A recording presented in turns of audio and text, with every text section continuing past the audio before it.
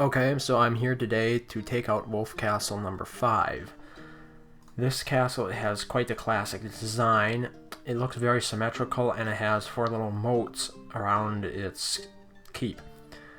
The most remarkable thing about this castle is the fact that there are quite a few oil pots surrounding it, and if you try to send a direct force in, they'll get burnt up quite quickly. So that's why the ranged approach is generally the more favorable. So I have created a formation setup, and I recommend you do the same if you're planning on disposing of these castles on a regular basis. If you don't have to dispose of them, I suppose setting it up every time is okay, but I mean, if you already set it up, why not save it, right? So basically, for the formation here, all the catapults are targeted to the keep, or as close as they can get. Now, one thing I want to make a note of is that these catapults are set up to be out of range of the archers on these 2 towers right here. And then behind the catapults, there is a Peasant Tunnel. So I have surrounded the Peasant Tunnel with pikemen, just 9 right around the tunnel. And I surrounded those pikemen with archers, and then some more pikemen in the rear. The reason for this is the peasants will emerge from the tunnel. The pikemen around the tunnel will engage the peasants coming out of the tunnel, and the archers will also shoot at them, which means we're unlikely to suffer any severe casualties due to this. I think that pretty much clear.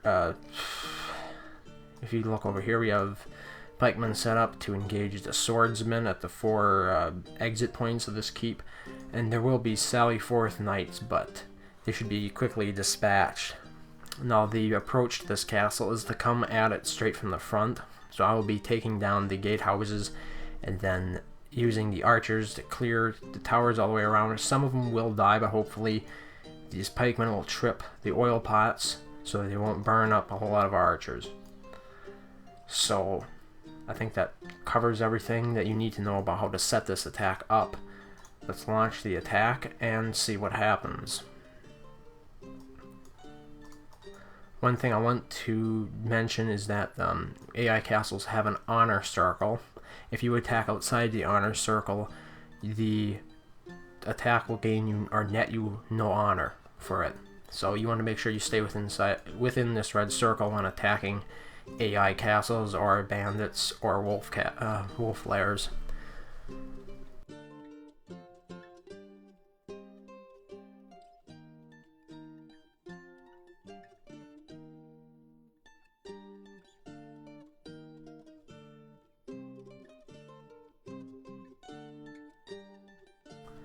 Okay, so with our army on the way back from the Wolf Castle, let's take a look at the report that was generated.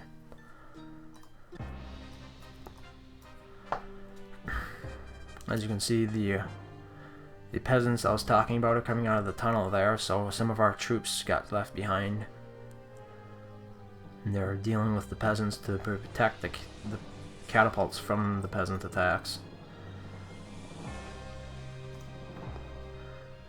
This might give you a better idea of what exactly is happening here.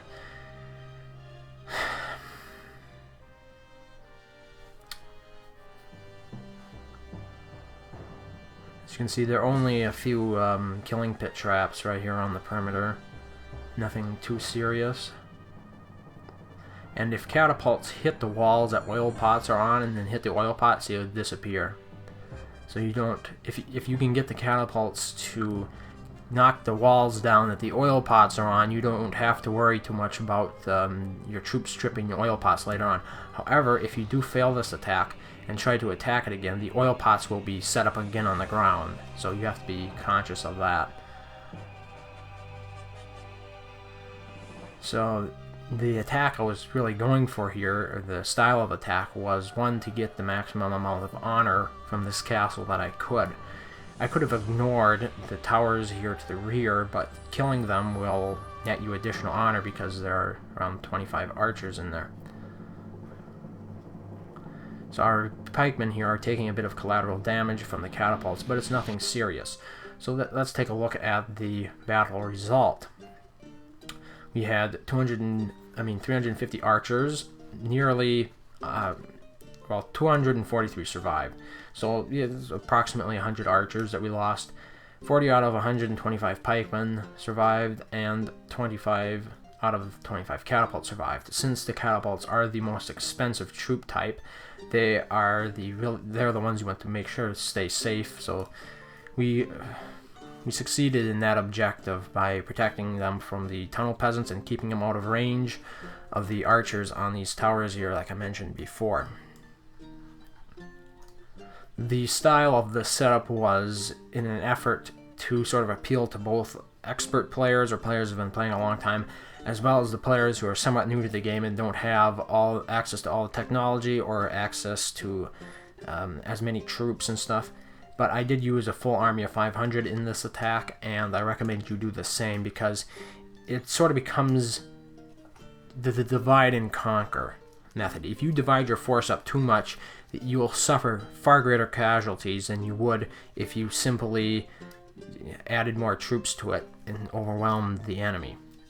So that's why I try to stick with 500 all the time. I know you might encounter this castle a little earlier on in the game when you might not have 500 troops, but if you don't have 500 troops, I strongly recommend that you research and upgrade your troop capacity to 500 because it is really a necessity if you're going to be engaging in any sort of combat in the game. Even with the AI, I strongly recommend that you invest in that.